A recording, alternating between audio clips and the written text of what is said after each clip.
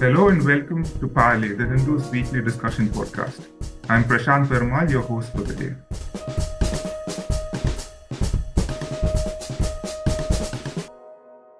US President Donald Trump's move to impose reciprocal tariffs on many countries, including possibly India, has caused significant uncertainty in the global economy. Indian policymakers have tried to placate Mr. Trump by reducing tariffs on a number of American goods, and they've also been in talks with US trade negotiators who visited Delhi. So they're discussing a possible bilateral trade agreement later in the year. To discuss Mr. Trump's threat to global trade and how things are likely to play out in the coming months, I have with me Mr. Ajay Shah, who's an economic columnist affiliated with the XKDR Forum, and also Mr. Lavish Bandari, who's the president and a senior fellow at the Center for Social and Economic Problems. Welcome to both of you. To discuss this topic, I just want to kickstart with the first question.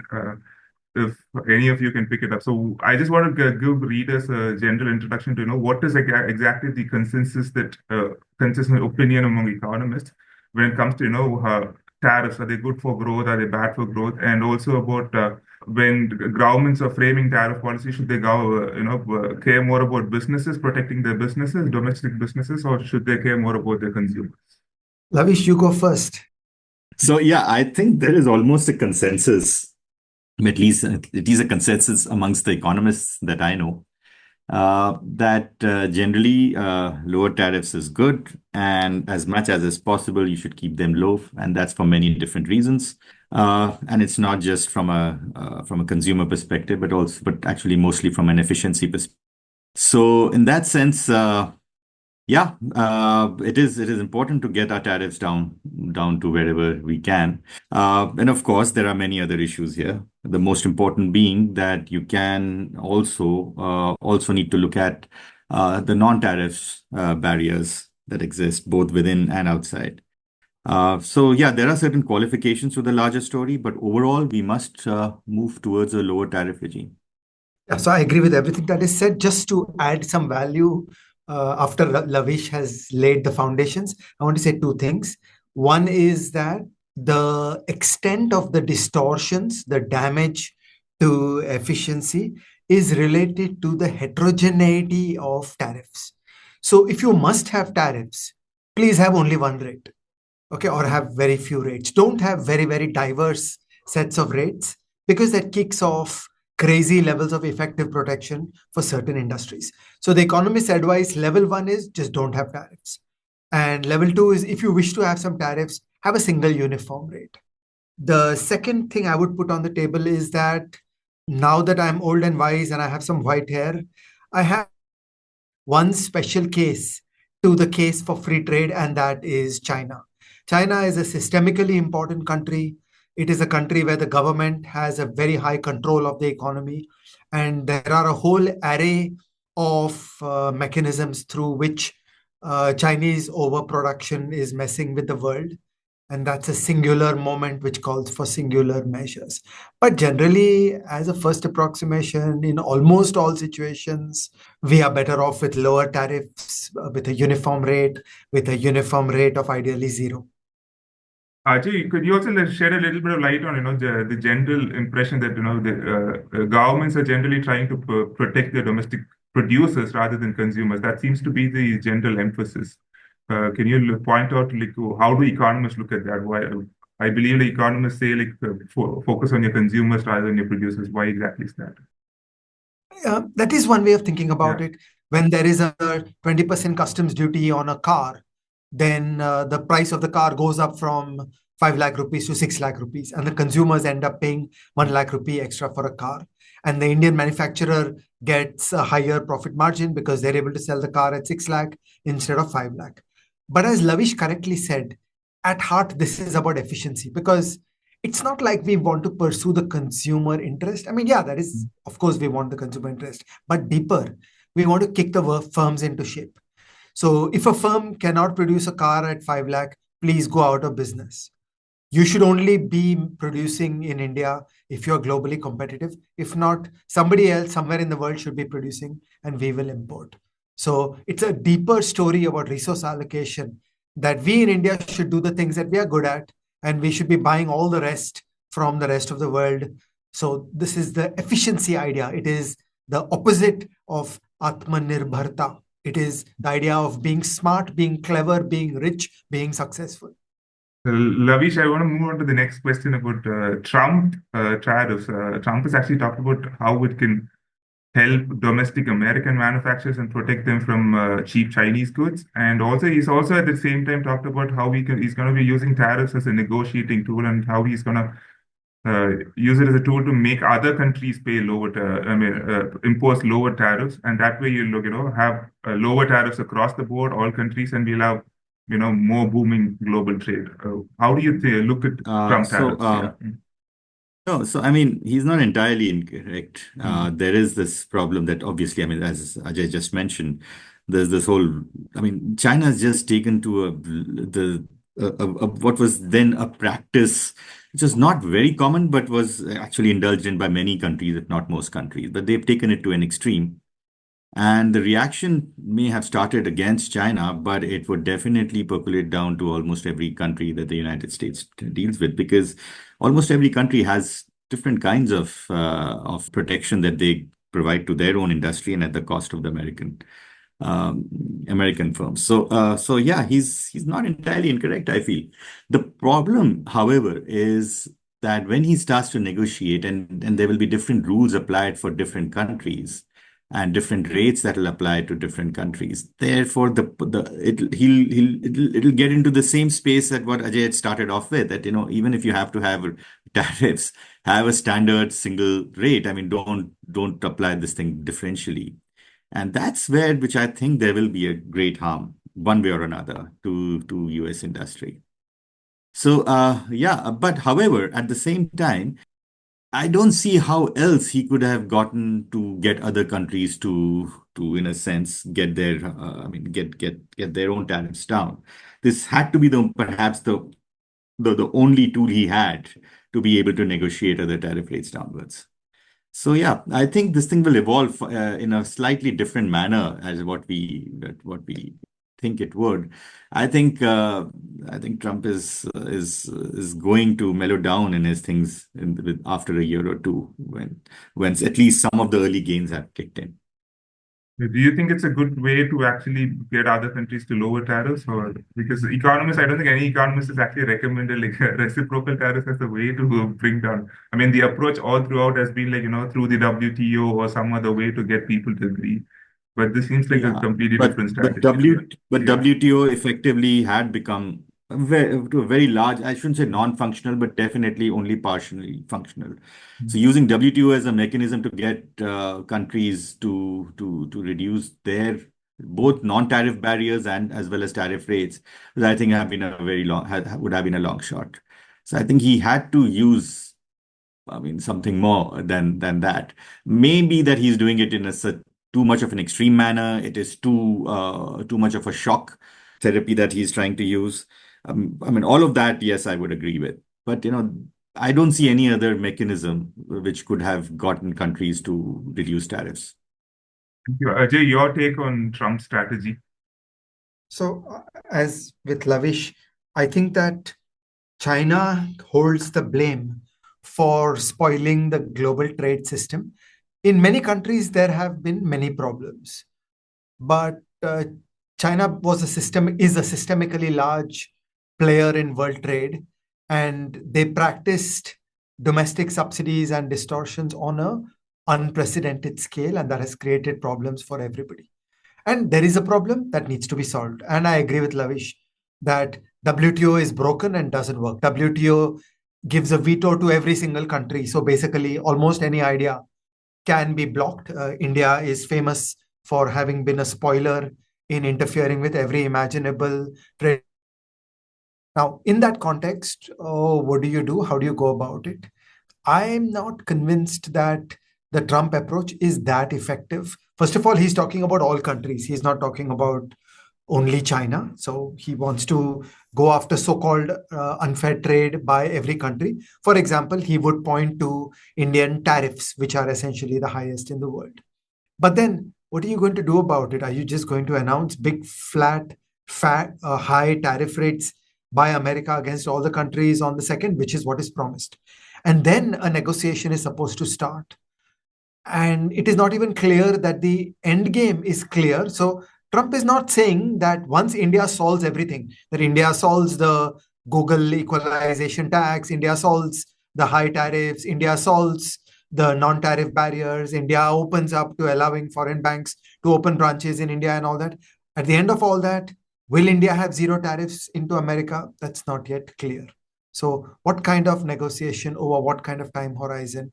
Will this be Indian liberalization only for America, or will this be for a global trade system? These are all messy questions, and the large player, it's about 20 to 25% of world GDP. So action by America is throwing a spanner into the works of the global economy, and it will harm economic activity and the efficient organization of production all over the world. So I'd just like to, it's just, the point, of course, I don't disagree with whatever Ajay said. All that I want to say is that the fact that America is fairly ambiguous in its at least stated approach to how it's going to deal with this is it would have had no option. If you before getting onto a negotiating table with different countries almost simultaneously, you don't want to tie your hands. So there was no way they could have announced that, okay, specific constraints or guardrails that they're going to impose on themselves. So I think this is just natural. Once you decide that you're going to have a shock therapy, you're going to go ahead and do what you're going to do, then everything else is then laid out. It will be like this. It'll be fairly chaotic and so on. Ravish, can you also talk about, with all the talk about what your tariff rate is and stuff, like bringing down the tariff rates and how that's good for trade and stuff? What about non-tariff trade barriers? Are there barriers that countries impose that go beyond just the import rates or whatever? And just to read us an idea of how significant are they? Are they like too minor that we shouldn't worry about it, or are they the actual major thing that we need to worry about compared to just the rates? So, Prashanth, Yeah. I've seen some studies on non-tariff barriers, but I must say I'm generally not very satisfied. I Okay. think the non-tariff barriers are far more endemic than even studies are showing. I think they exist in different ways, in almost every sector, but definitely in almost every country has some set of non-tariff barriers. India also imposes that on its own imports. Almost every trade partner that India has, at least if you talk to the people in industry, they will complain about various kinds of non-tariff barriers that they have to face. So that's there. A lot of times, however, it's just essentially, it's also a fact of different benchmarks that you impose for qualities of different types. So India may have a different set of quality specs required as opposed to those in some other countries. So sometimes that also gets in the way. And it's sometimes very difficult to be able to disentangle the two, whether this is an explicit NTB or it's just a difference in approach. But having said that, they are a very big issue. And from what I understand of the US approach, they're bringing everything in.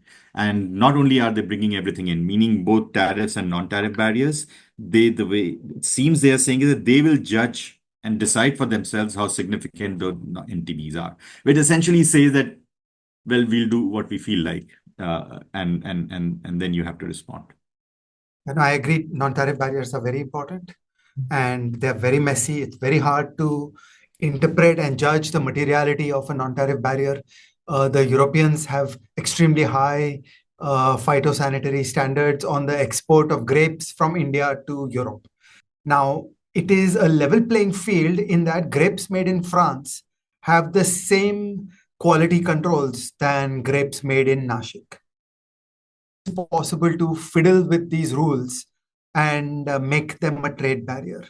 So this is a difficult field and it's a very important field. And all of us need to work more on the removal of non-trade barriers, but there is no easy recipe to doing that. While I'm on this subject, I just want to call out the hilarity, the nonsense when the American side is saying that the Indian GST on imports is tantamount to a tariff. This is just not true. This is basic knowledge of public finance, that the VAT on imports is not a trade barrier. It is applied equally to the domestic producer and the foreign producer. This is same as the hilarity of people in India who claim that the European carbon border adjustment is protectionism by Europe. This is not true. The European carbon taxation applies neutrally for an Indian producer or a European producer. So there's some like basics of public finance knowledge which seem to have been lost in the conversation. Thank you, Lavish. My final question is about how exactly do we handle Trump's tariff threats? And one of the ideas that's been proposed is that regardless of what Trump does, whether he's going to raise tariff or not, you do good by just taking unilateral free trade approach to whatever you can impose fewer taxes on American goods and stuff. Would that be a good approach to dealing with Trump's tariff threats? Unilateral free trade is that a way? Yeah, so I feel that we should have reduced tariffs irrespective of Mr. Trump. But given that this is now right there in front of us, I would say that yes, we should reduce our tariffs generically across. However, it should not be instantaneous. And it needs to be, I mean, it's always nicer to give some time for firms and to adjust. So I would, stagger the tariff reductions. And not just that, and I would make it clear to the industry that these tariff reductions are also in a sense permanent. Well, nothing is ever permanent, but in a sense they're not dependent on how US responds. It's really important to do that, because if there is uncertainty in tariff reductions, then it's almost ineffective, perhaps worse. Take all of us back to Yashwant Sinha's period. In my opinion, one of the great successful trade liberalizations of India. What was done was, years and years ahead of time, everybody was told that the peak rate would go down by 5% every year. And then the businesses started putting this into their planning. And people started calculating that, oh, once this tariff goes down, I can buy this cheap raw material, I can produce this, I can export this. So in fact, it triggered off a great investment boom. So Lavish is exactly right that you should not do things suddenly, but you should pre-announce them. And the government needs to achieve credibility that whatever pre-announcements are made should actually go through. I want to go a little bit further than that. At the Emerging Markets Conference in December 2024, there was a great session on these subjects. And many of the American visitors were saying that a very comprehensive Indo-US FTA is actually possible to basically remove all the trade barriers between India and the United States. And that would be quite exciting. It would be a big deal for India to remove all restrictions so that frozen chicken from Texas competes with chicken made in Maharashtra without any trade barriers. And then you start thinking, why stop there? Then go with the same kind of comprehensive, complete trade liberalization with the EU, with the UK, with Japan, and so on. So potentially, if this situation is played in an inspired way by the Indian policymakers, then we could be at the beginning of something truly big and truly transformative for the Indian economy, which is a big trade liberalization that would be tonic for the economy. And then Lavish and I would nominate Donald J. Trump to get a Bharat Ratna. So that's Good idea. Lavish, if you have anything to add, we are done with the question. No, with that Bharat Ratna. The perfect ending. Thanks to both Lavish and Ajay. Thanks for your really short and solid answers. Thank you.